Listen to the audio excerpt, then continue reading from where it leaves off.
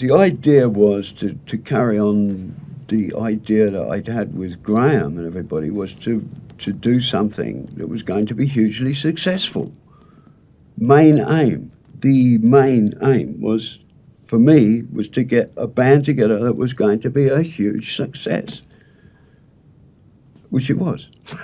The first time I got to know Jack was when I came back from Greece and played with John, and I was astonished by his versatility as a bass player.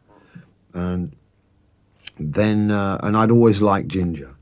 And we just started, Ginger came to see me play with John and suggested.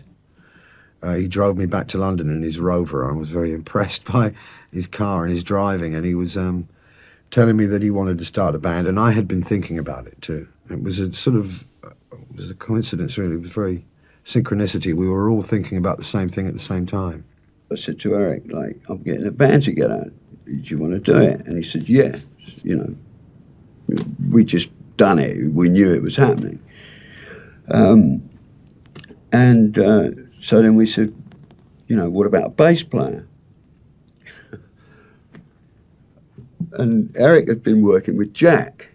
He'd been playing with Jack a bit off of this, and he said, what about Jack?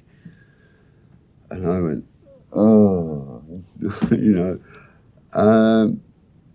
But I had to admit that Jack was the bass player, you know.